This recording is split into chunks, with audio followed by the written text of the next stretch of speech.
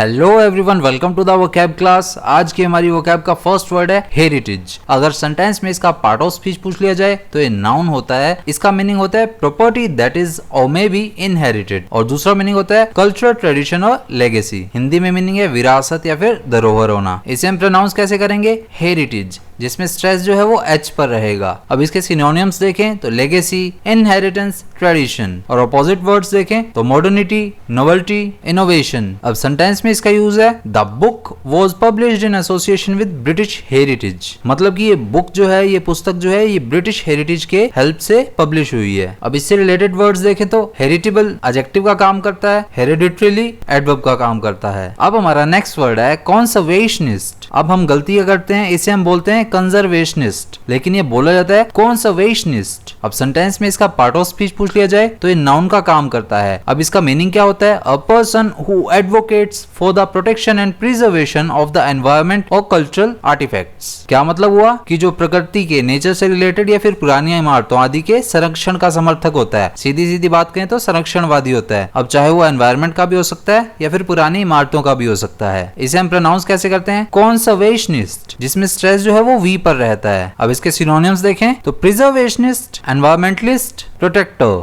और opposite words देखें तो डिस्ट्रॉयर, पोल्यूटर, एक्सप्लॉइटर। अब सेंटेंस में इसका यूज है conservationist are mostly wedded to preserving diversity in nature, मतलब कि जितने भी संरक्षणवादी होते हैं वो ज्यादातर प्रकृति में, नेचर में जो है जितनी भी तरह की डाइवर्सिटी है, जितनी भी विविधता है, उसके संरक्षण के लिए, उसकी केयरटेक के लिए प्रतिबद्ध होते हैं। अब इससे रिलेटेड वर्ड्स देखें तो कंजर्वेशन ये नाउन का काम करता है और कंजर्वेशनली ये एडवर्ब का काम करता है। अब हमारा नेक्स्ट वर्ड है इनविटेशन। अगर सेंटेंस में इसका पार्ट ऑफ स्पीच पूछ लिया जाए तो ये नाउन का काम करेगा। इसका मीनिंग क्या है? अ रिटन और वर्बल रिक्वेस्ट टू पार्टिसिपेट और come to an event. Hindi में सिंपल सा मीनिंग है निमंत्रण। इसे हम प्रोनाउंस कैसे करते हैं? इनविटेशन। इसमें स्ट्रेस रहता है टी पर। इसके सिनोनिम्स देखें तो समन, बिड, कॉल, और अपोजिट वर्ड्स देखें तो रिजेक्शन, एक्सक्लूजन, रिफ्यूजल। अब सेंटेंस में इसका यूज देखें so I accepted their invitation to spend this summer there, मतलब कि मैंने इस बार की गर्मियां बिताने का उनका जो इनविटेशन था वो एक्सेप्ट कर लिया। इससे रिलेटेड वर्ड्स देखें तो इनवाइट ये वर्ब का काम करता है, इनविटेशनल ये एडजेक्टिव का काम करता है। अब हमारा नेक्स्ट वर्ड है आइंग। अगर सेंटेंस में इसका पार्ट ऑफ स्पीच पूछ लिया जाए तो ये वर्ब का काम करेगा। इसका मीनिंग क्या है? वॉचिंग और कंसीडरिंग समथिंग विद इंटरेस्ट और एम्बिशन, मतलब कि किसी पे नजर रखना, किसी चीज पर, किसी पर्सन पर, या फिर लक्ष्य करना। इसे हम प्रोनाउंस कैसे करते हैं? आइंग। अब इसमें ना दो बार ई है। जो पहले वाला ई है वो थोड़ा लॉन्ग प्रोनाउंस किया जाता है और बाद वाला ई जो है वो छोटा प्रोनाउंस किया जाता है। और ये जो आपको डै लग रहा है ये डै नहीं है, ये न का काम करता है। ये कै की सीरीज में अंगे का काम करता है और यहाँ पर गे दे रखा है तो कै का जो वर्ण है पूरा उसमें गे आएगा तो यहाँ पर अंगे आता है लास्ट में, वो वाला यहाँ पर यूज हुआ है। इस पे स्ट्रेस रहता है ए पर। अब इसमें डबल आई दे रखा है और ये स्मॉल आई है। इसके सिनोनिम्स देखें तो ऑब्जर्विंग, एमिंग, परस्यूइंग, और अपोजिट वर्ड्स देखें तो इग्नोरिंग, डिसरिगार्डिंग, ओवरलुकिंग। अब सेंटेंस में इसका यूज देखते हैं so she was eyeing the delicious cake wondering if she should have a slice. क्या मतलब है कि उसने जो स्वादिष्ट केक था उसको देखे जा रही थी वो, और सोच रही थी कि भाई बस एक टुकड़ा मिल जाए, एक पीस मिल जाए बस। अब इससे रिलेटेड वर्ड्स देखें तो आई ये नाउन का काम करता है, आइड ये एडजेक्टिव का काम करता है। अब हमारा नेक्स्ट वर्ड देखें तो ग्रैंड स्लैम। अगर सेंटेंस में इसका पार्ट ऑफ स्पीच पूछ लिया जाए तो ये वर्ब का काम करता है। इसका मीनिंग क्या है? A major championship in tennis और गोल्फ, कंप्लीट सक्सेस। अब सीधी सी बात है, ये टेनिस और गोल्फ के बारे में है कि लगातार सभी कंटिन्यूअसली मैच जीतना और कंप्लीट सक्सेस प्राप्त करना, सभी मैच जीतना। हिंदी में मीनिंग है ग्रैंड स्लैम, सभी महत्वपूर्ण मैचों या स्पर्धाओं में विजय प्राप्त करना। अब इसे हम प्रोनाउंस कैसे करते हैं? Grand slam. इसमें स्ट्रेस रहता है, एस पर अपर स्ट्रेस रहता है। इसके सिनोनिम्स देखें तो मेजर, चैंपियनशिप, स्वीप, और अपोजिट वर्ड्स देखें तो लॉस, फेलियर, डिफीट। अब ये नियर बाय सिनोनियम एंटोनियम्स हैं क्योंकि ये ग्रुपिंग वर्ड है और इसमें मेन वर्ड हमारा क्या है? स्लैम। सेंटेंस में इसका यूज देखें so my goal is to have the career grand slam at some point in my life, मतलब क्या है कि मेरा जीवन का लक्ष्य क्या है कि किसी भी मोड़ पे मुझे करियर में एक बार ग्रैंड स्लैम तो जीतना ही है। अब इससे रिलेटेड वर्ड्स देखें तो स्लाइम वर्ब का काम करता है, स्लाइमर नाउन का काम करता है। मेन वर्ड मैंने आपको बता दिया, इसमें स्लाइम है। अब हमारा नेक्स्ट वर्ड है डोमिनेट। सेंटेंस में इसका पार्ट ऑफ स्पीच पूछ लिया जाए तो ये वर्ब का काम करेगा। इसका मीनिंग क्या है? To have power and influence over something और समवन। हिंदी में क्या मीनिंग है? हावी होना या प्रभुत्व जमाना। इसे हम प्रोनाउंस कैसे करते हैं? डोमिनेट। इसमें स्ट्रेस रहता है डी पर। इसके सिनोनिम्स देखें तो कंट्रोल, कमांड,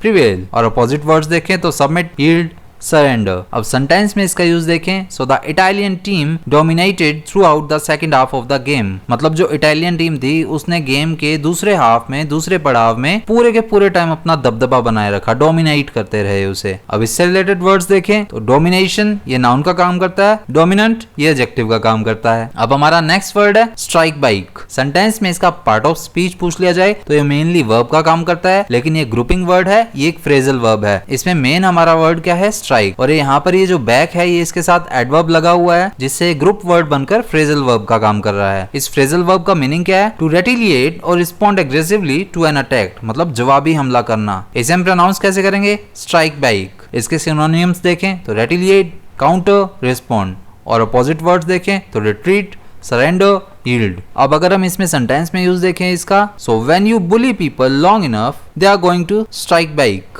मतलब कि हम जब लोगों पे काफी देर तक उन्हें परेशान करते रहते हैं तो वो एक बार पलटवार तो जरूर ही करते हैं। अब इससे रिलेटेड वर्ड्स देखें तो स्ट्राइक ये नाउन का काम करता है, स्ट्राइकिंग एडजेक्टिव का काम करता है, और मैंने आपको बता दिया इस ग्रुपिंग वर्ड में मेन वर्ड क्या है, स्ट्राइक। हमारा नेक्स्ट वर्ड है स्पिलवे। अगर सेंटेंस में इसका पार्ट ऑफ स्पीच पूछ लिया जाए तो ये नाउन का काम करता है। इसका मीनिंग होता है a structure used to provide the controlled release of flows from a dam. मतलब जल निकासी मार्ग, एक डैम होता है उससे जल किस तरह से निकलता है, वो जो रास्ता होता है डैम से पानी निकलने का उसको कहते हैं स्पिलवे। अब हम इसे प्रोनाउंस कैसे करते हैं, स्पिलवे। इसमें स्ट्रेस कहाँ रहेगा, एस पर रहेगा। इसके सिनोनिम्स देखें तो ओवरफ्लो, स्लूस, डिस्चार्ज, और अपोजिट वर्ड्स देखें तो ब्लॉकेज, डैम, कंटेनमेंट। अब हम इसका सेंटेंस में यूज देखें, so the owners of the dam did not fix the spillway. मतलब जो डैम है, जो बांध है, उसके मालिकों ने स्पिलवे की मरम्मत नहीं की। इससे रिलेटेड वर्ड्स देखें, स्पिल ये वर्ब का काम करता है, स्पिल्ड एडजेक्टिव का काम करता है। अब हमारा नेक्स्ट वर्ड है शटर। अगर सेंटेंस में इसका पार्ट ऑफ स्पीच पूछ लिया जाए तो ये नाउन का काम करता है। इसका मीनिंग क्या है, मूवेबल कवर्स और स्क्रीन्स फॉर विंडोज और ओपनिंग्स। मतलब चाहे गेट है, चाहे विंडोज है, चाहे बड़ा गेट है, उसको कवर करने के लिए जो मूवेबल कवर्स होते हैं, उसको ढकने के लिए जो कवर्स होते हैं, उन्हें हम शटर बोलते हैं। हिंदी में मीनिंग है शटर या फिर बंद करने वाला पट।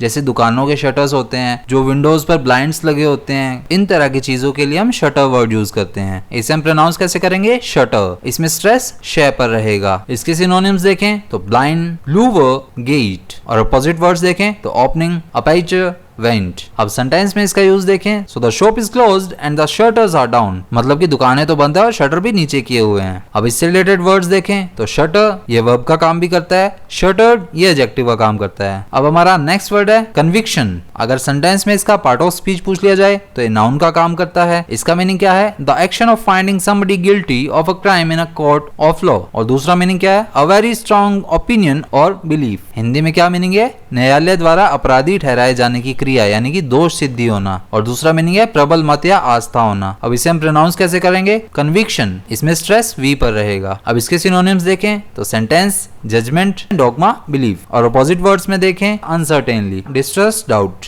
सेंटेंस में अगर हम इसका यूज देखें, so because of a previous conviction the जज रिफ्यूज टू ग्रांट बेल। मतलब कि पहले से ही वो दोषी ठहराए जाने की वजह से जो जज था उसने जमानत देने से भी उसे इनकार कर दिया। अब इससे रिलेटेड वर्ड्स देखें, सो कन्विक्ट ये वर्ब का काम करता है, कन्विक्ट नाउन का काम भी करता है। अब हमारा नेक्स्ट वर्ड देखें तो हमारा नेक्स्ट वर्ड है नफेरियस। अगर सेंटेंस में इसका पार्ट ऑफ स्पीच पूछ लिया जाए तो ये एडजेक्टिव का काम करता है। इसका मीनिंग है क्रिमिनल, इमोरल, विकेड और evil, unlawful. It's often used to describe evil और विलेनियस एक्शंस। मतलब जो पापी हो, दुष्ट हो, अपराधी हो, अधर्मी हो, जघन्य हो। अब हम इसे प्रोनाउंस कैसे करेंगे, नफेरियस या फिर निफियरियस। अगर हम कैम्ब्रिज डिक्शनरी के अकॉर्डिंग देखें तो इसका प्रोनाउंसिएशन है नफेरियस और ऑक्सफोर्ड डिक्शनरी के अकॉर्डिंग है निफियरियस, बट दोनों में स्ट्रेस जो है वो एफ पर रहेगा। अब इसके सिनोनिम्स हैं विकेड, मेलवलेंट, सिनिस्टर, और अपोजिट वर्ड्स देखें तो वर्चुअस, इनोसेंट। सेंटेंस में इसका यूज देखें, so the villain's nefarious plans threaten the entire city. मतलब कि जो विलन था उसकी जितनी भी पापी योजनाएं थी, नापाक योजनाएं थी, उसने पूरे शहर को ही खतरे में डाल दिया। इससे रिलेटेड कोई भी वर्ड्स हमें नहीं मिले हैं। और इसी के साथ हमारी आज की वोकैब के जितने भी वर्ड्स थे वो कंप्लीट हो चुके हैं। तो मिलेंगे नेक्स्ट वीडियो में नेक्स्ट डे की वोकैब के साथ। इसकी जो पीडीएफ है वो आपको टेलीग्राम पर मिल जाएगी, और साथ ही साथ अगस्त मंथ की मंथली पीडीएफ भी जो है वो मैंने टेलीग्राम पर अपलोड कर दी है, तो वहां से उसे डाउनलोड करके प्रिंट करके अच्छे से पढ़िए। तो मिलेंगे नेक्स्ट वीडियो में।